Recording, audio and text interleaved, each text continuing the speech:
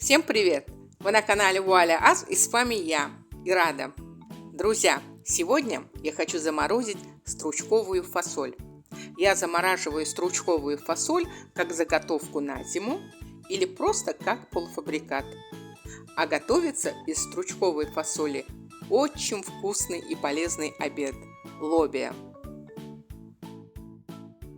В советские времена люди запасались на зиму зеленой фасолью в банках.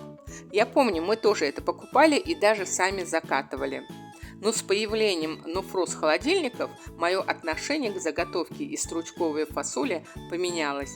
И я стала не закатывать фасоль на зиму, а замораживать ее, что, на мой взгляд, намного удобнее. Что ж, я начинаю. Всем приятного просмотра! Пока я буду делиться своим рецептом и опытом замораживания стручковой фасоли, вы можете подписаться на мой канал и нажать на колокольчик, чтобы не пропустить новые видео. А понадобится мне для этого только сама стручковая фасоль. Вот и все. А еще нужно будет запастись герметичными пакетиками или контейнерами. Итак, стручковую фасоль кладу в воду примерно на час. Затем несколько раз меняю воду. Каждый раз, когда меняю воду, тщательно мою фасоль. После откидываю стручки в дуршлаг, а затем на хлопковую скатерть, чтобы вода стекла. Этот процесс не занимает особо много времени, и это обязательно стоит делать.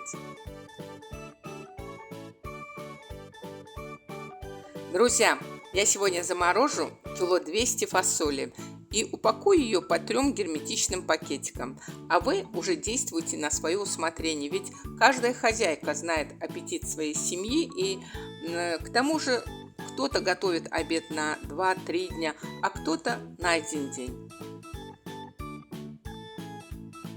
Ну что, стручковая фасоль уже чистая. Я ее хорошенечко просушила. Теперь с обеих сторон удаляю твердые кончики стручка.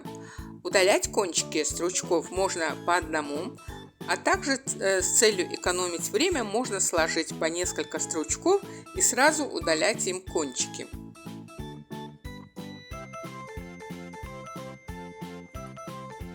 Ну вот примерно вот так. А дальше, как на конвейере, складываю по несколько стручков и отрезаю хвосты.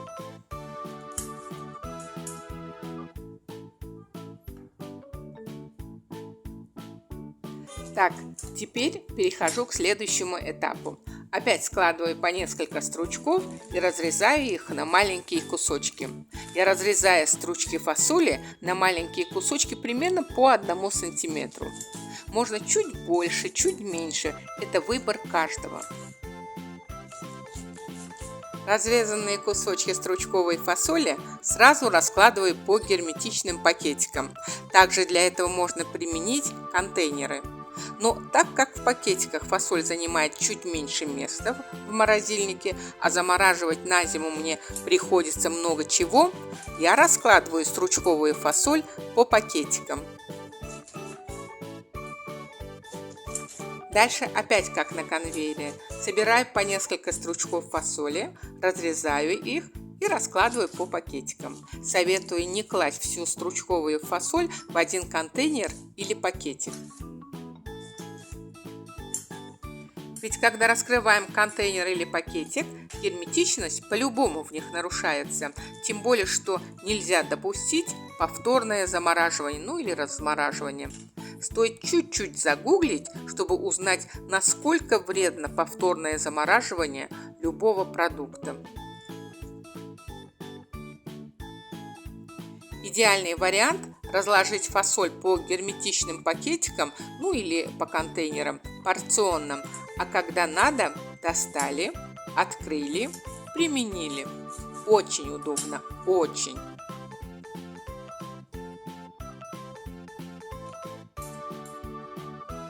Также хочу отметить, что перед применением не стоит размораживать стручковую фасоль. Лучше сразу закинуть в кастрюлю, варить, ну или тушить, так как микроэлементы в замороженных продуктах лучше сохраняются, если они сразу попадают в термообработку. А стручковая фасоль – источник полезных витаминов, минералов, макро- и микроэлементов. Что ж, герметичные пакеты со стручковой фасолью готовы. И я сразу убираю их в морозильник. Их можно оставить как заготовки на зиму или использовать как полуфабрикаты. Я считаю, что такие полуфабрикаты – это палочка-выручалочка для любой хозяйки, особенно для занятой женщины. Вуаля, как говорится. У меня в морозильнике уже были пару контейнеров замороженной стручковой фасоли, что позволяет мне наглядно показать, насколько удобно и практично применять такой метод в своей кухне. Как говорится, лучше один раз увидеть, чем 100 раз услышать.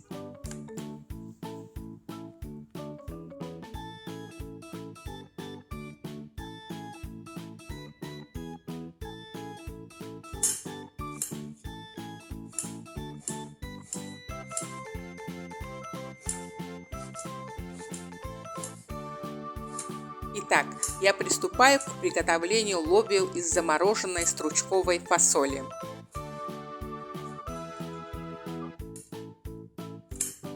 Для этого мелко нарезаю лук, солю и жарю его на топленом масле до бледно-золотистого цвета.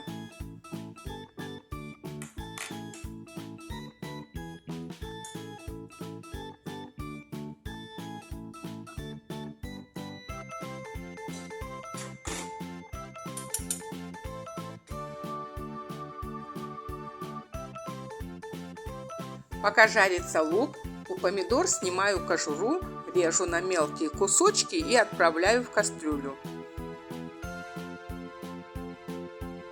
А для того, чтобы у помидоры кожура снималась легко, обдаю его кипятком.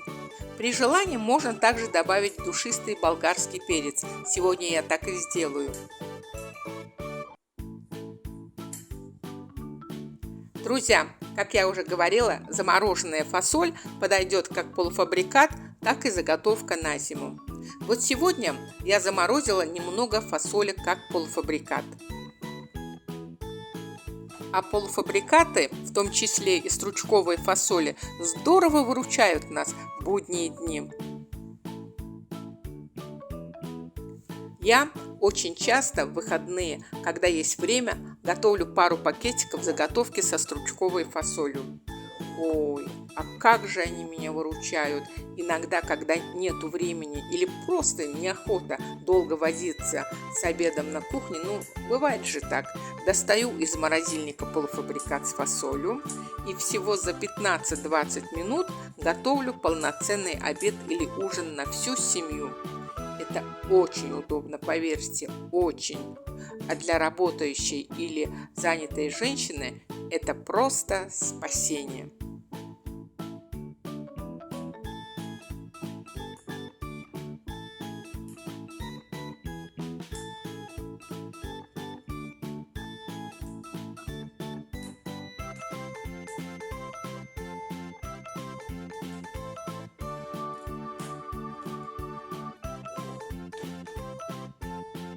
Так, идем дальше. Помидоры и перец тушу вместе с луком буквально 3-4 минуты и отправляю в жаркое замороженную фасоль.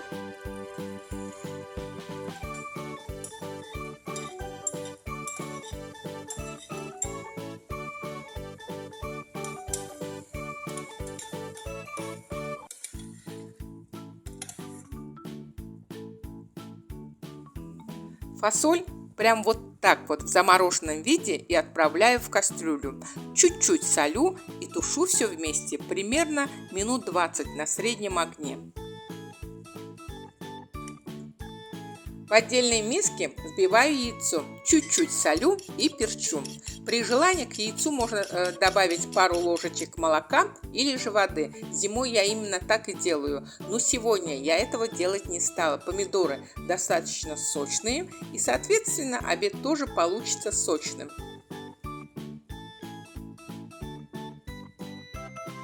Все, фасоль потушилась. Заливаю стручковую фасоль яйцом, выключаю плиту, но кастрюлю оставляю на плите. И вуаля! Нереально вкусный, полезный, богатый макро- и микроэлементами полезный обед или ужин лобио готово!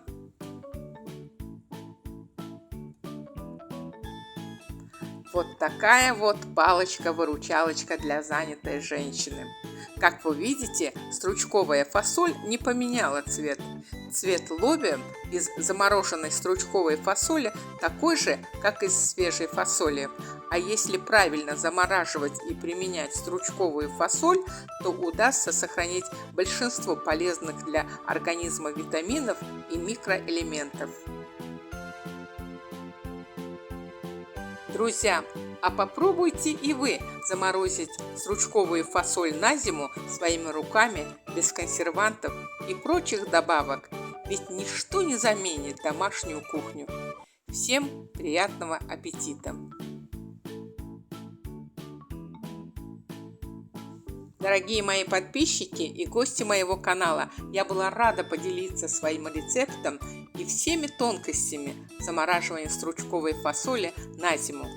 Замораживаете ли вы стручковую фасоль или другие продукты на зиму? Пишите в комментариях, я всегда открыта к общению.